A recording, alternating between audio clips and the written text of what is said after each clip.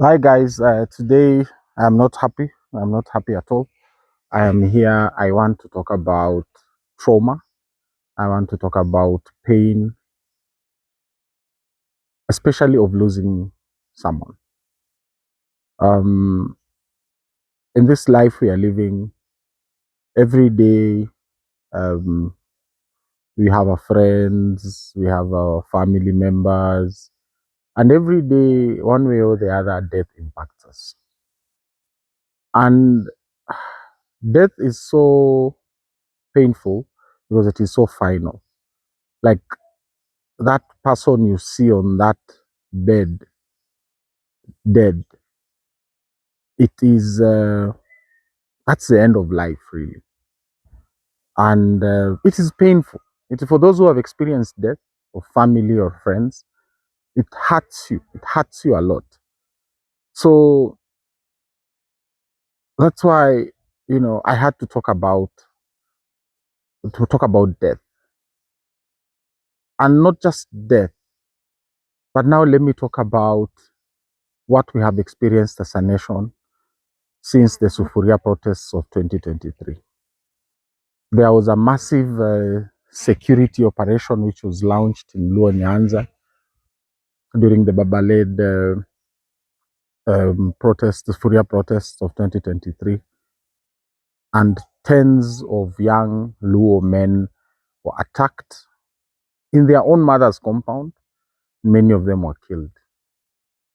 We have pictures that were shared by ODM MPs, Akina Millie Odhiambo, Akina George Peter Kaluma, Akina Otienda Molo, Akina Babarela Odinga, of bodies, tens of bodies lying in morgues, of young men whose lives were taken away violently by our own President Ruto.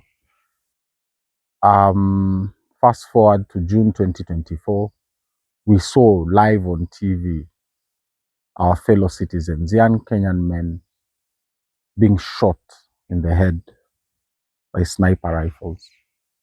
Those are very painful scenes. Blood spattered the streets outside Parliament. Very painful scenes. I can only imagine what their families are going through. I can only imagine what their mothers go through. I can only imagine what their fathers go through, their sisters, their brothers, their friends, their family members. And since June 2024, nearly every other week, we hear a case of a young Kenyan man or woman who has lost their lives violently at the hands of this government, through this president, the hand of this president. I I have no idea what those families go through every day, living with the graves, makaburi ya watoto wao nje ya nyumba. I can only imagine the pain they go through each and every day. So to see the president of the Republic of Kenya amesimama juu ya gari and they make a very serious allegation that his former deputy president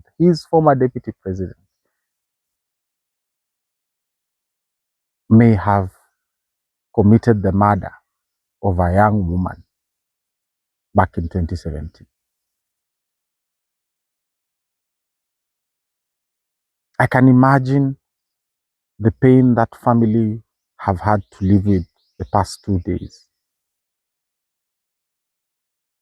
when maybe they have even started healing and accepting the pain of loss. And then they see President Ruto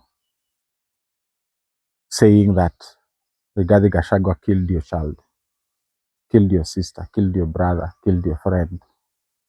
I can only imagine, because we don't talk about these victims enough. We don't talk about the true victims of President Ruto's killing spree between between 2023 and today.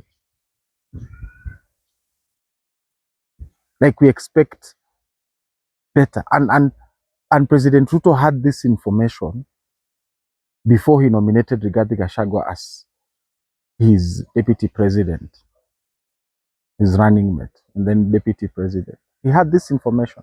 Did he go to the police? Alienda kushtaki? No.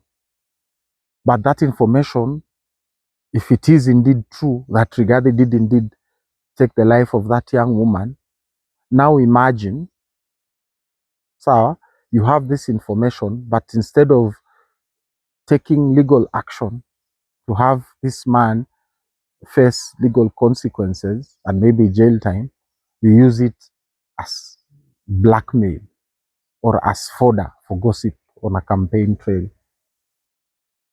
Kenyans, this is the man who is in power today.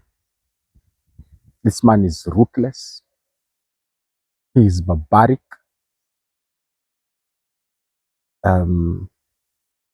He has shown us that he shall not hesitate to do whatever it means to stay in power. If it means he's going to abduct young Kenyan men and women, if it means he's going to torture us, he's going to destroy our lives and our livelihoods, for as long as tunampinga, and even going one step further and taking our lives. He's not afraid. And that is why he's not afraid of speaking on the death of that young woman. Because to him, that is nothing. He can do us.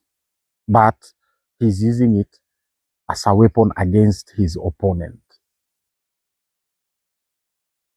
We need to really, really stand up, Kenyans, to be counted. Makosa imefanyika. We cannot sit here and start crying and blaming each other.